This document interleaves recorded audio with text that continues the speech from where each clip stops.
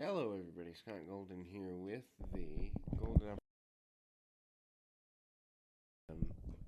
Pro Wrestling Logic YouTube channel as well. And this is the Pro Wrestling Logic wonder that is the Wrestling Challenge review series. We got a few from the older school days here left.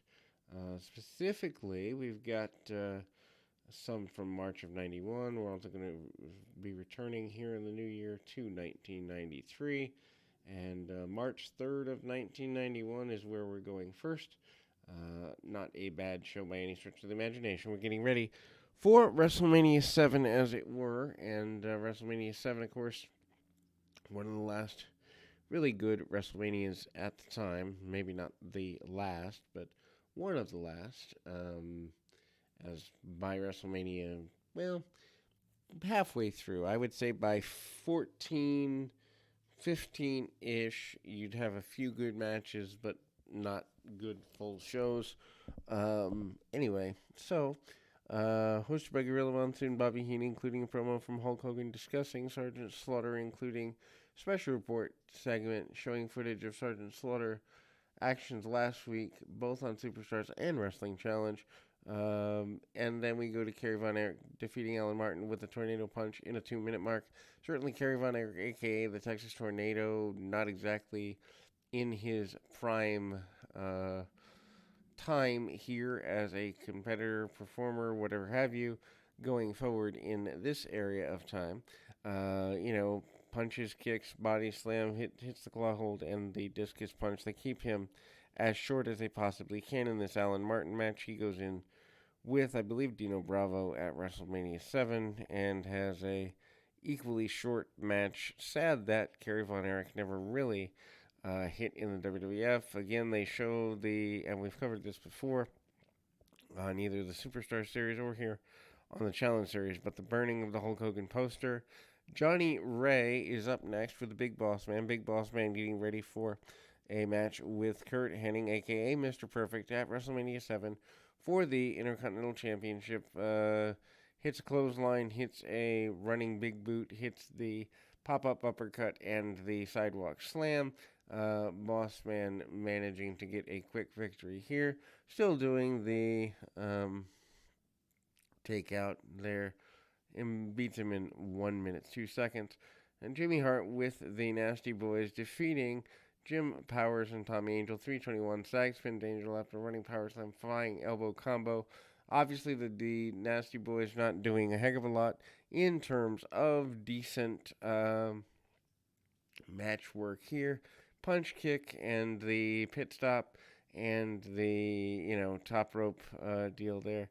Also, upcoming house show matches with the Rockers for the Nasty Boys here in 1991. Also getting ready for the Hart Foundation, defeating them for the Tag Team Championships at WrestleMania 7.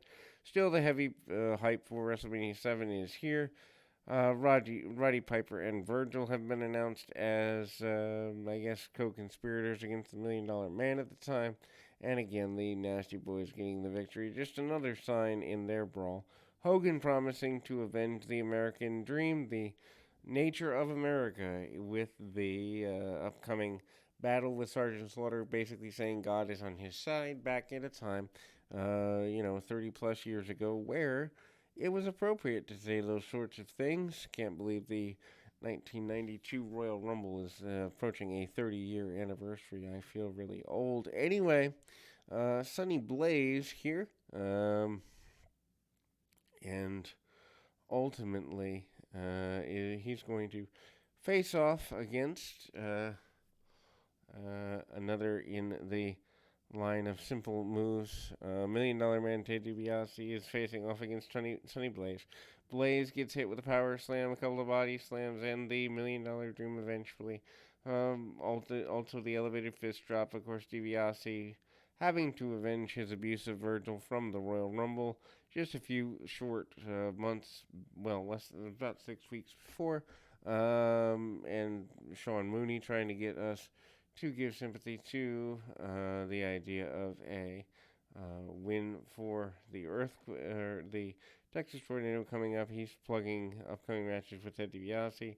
Earthquake promising to get rid of Hulk Hogan once and for all. Still going off of their SummerSlam match, and Hogan is obviously not buying any of that. Randy Savage talking about the upcoming WrestleMania 7 thing, and they do a WrestleMania 7 report. Hogan and Slaughter, just a short bit away. Career versus career. Randy Savage and the Ultimate Warrior, of course. Warrior promising to go into the land of the Warriors to get rid of Randy Savage once and for all. Real basic things there. The $1 Million Man and Virgil thing is coming up. The blindfold match between Jake Roberts and Rick Martel. Pretty thing there. They've got a mock version of the Queen of England, who is endorsing the Warlord at the time. Why the Queen would be a heel, we don't know. Power and Glory, and the benefit of me grabbing my phone. We'll be back in 2 shakes of a lamb's tail as I return from grabbing my phone in that short time span. They also plug the Willie Nelson thing coming up. They plug various other celebrities coming up, and they're trying to make WrestleMania 7 pretty special. Also plugging the other matches that are upcoming. And, WrestleMania 7, like I said, one of the last few really decent Manias. Wouldn't say the only one, but certainly there's a downgrade after about 12-13.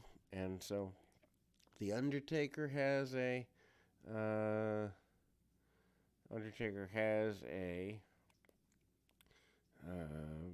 Wonder that is a very short squash match here, facing off with David Isley. Tombstone 233, flying clothesline, choke slam, and the Tombstone, the main moves of the match. I believe this may be the Paul Bearer debut, at least on Challenge anyway, here in this run. Obviously, The Undertaker is a mainstay for the next really long time, but managing to be that allows him to, have multiple matches there. We are going to go into the next show here. We'll be back with more right after this.